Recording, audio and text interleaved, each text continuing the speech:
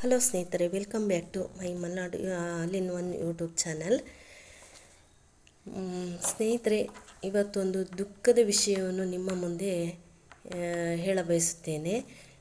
ಸ್ನೇಹಿತರೆ, ಈಗೀಗ ಬರ್ತಾ ಬರ್ತಾ ಮಕ್ಕಳು ಮನಸ್ಸನ್ನು ತುಂಬ ಸೂಕ್ಷ್ಮವಾಗಿ ಮಾಡಿಕೊಟ್ಟಿದ್ದಾರೆ. ಇದು ಅವ್ರು ಯಾಕೆ ಹಾಳು ಮಾಡ್ಕೊಂಡಿದ್ದಾರಂತ ಗೊತ್ತಾಗಲ್ಲ ಸ್ನೇಹಿತರೆ. ಹದಿಹರೆಯದ ಅವಸ್ಥೆಗೆ ಬರುವಾಗ ಸರ್ವೇಸಾಮಾನ್ಯ ಮಕ್ಕಳ ಮನಸ್ಸು ಖಿನ್ನತೆಗೊಳಗಾಗುತ್ತೆ,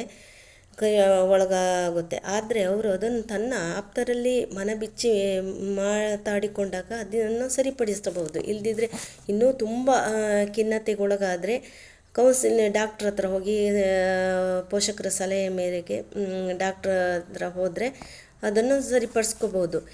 ಏನೇ ಕಷ್ಟ ಬಂದರೂ ಮನ ಬಿಚ್ಚಿ ಮಾತನಾಡುವ ಸಂಸ್ಕೃತಿಯನ್ನು ನಮ್ಮ ಮಕ್ಕಳು ಇಂದಿನ ಯುಗದಲ್ಲಿ ಕಳೆದುಕೊಳ್ತಿದ್ದಾರೆ ಸ್ನೇಹಿತರೆ. ಬರೀ ಯಾವುದೋ ಒಂದು ಸಣ್ಣ ವಿಷಯಕ್ಕೆ ತಲೆ ಕೆಡಿಸಿಕೊಳ್ಳುವುದು ಇಂದಿನ ಮಕ್ಕಳ ಮನಸ್ಥಿತಿಯಾಗಿ ಬಿಟ್ಟಿದೆ. ಯಾಕೆ ಈ ರೀತಿ ಆಗ್ತಿದೆ? ಅಥವಾ ಪೋಷಕರಾದ ನಾವು ಮಕ್ಕಳನ್ನು ಸಾಕುವುದರಲ್ಲೇ ಅಥವಾ ಬೆಳೆಸುವುದರಲ್ಲಿ ಎಲ್ಲಾದರೂ ಎಡವುತ್ತಿದ್ದೀವಾ? ಇದೆಲ್ಲ ಪ್ರಶ್ನೆಗಳು ಒಂದೊಂದು ಸರಿ ನನ್ನನ್ನು ಕಾಡುತ್ತಿದೆ ಸ್ನೇಹಿತರೆ. ನೋಡಿ ಸ್ನೇಹಿತರೆ, ಇಲ್ಲೊಬ್ಬ ಹುಡುಗನ ಫೋಟೋ ಕಾಣಿಸುತ್ತಲ್ಲ, ನಿನ್ನೆ 30/9/24 ಇವನು ಇಲ್ಲಿ ಶೃಂಗೇರಿಯ PGಯಲ್ಲಿರ್ತಾನೆ.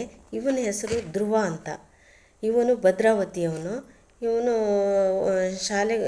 ಶಾಲೆ ಓದೋಕ್ಕಾಗಿ ಇವನ ವಯಸ್ಸು 16 ವರ್ಷ. ಇವನು SSLC ವಿದ್ಯಾರ್ಥಿಯಾಗಿರ್ತಾನೆ.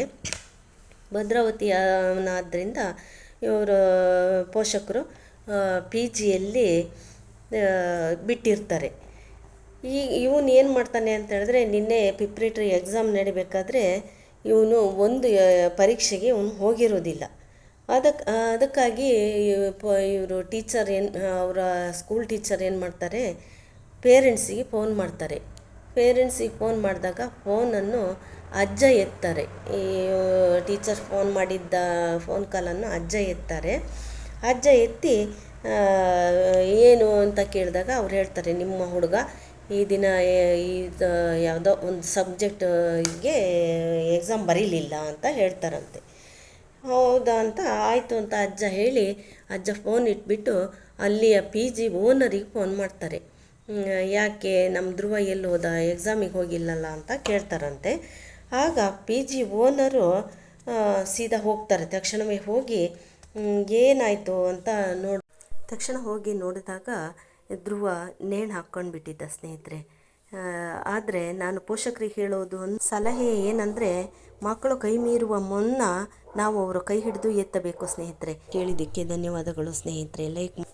ನನ್ನ ಈ ವಿಡಿಯೋಕ್ಕೆ ಲೈಕ್ ಮಾಡಿ, ಶೇರ್ ಮಾಡಿ, ಸಬ್ಸ್ಕ್ರೈಬ್ ಮಾಡಿ ಸ್ನೇಹಿತರೆ.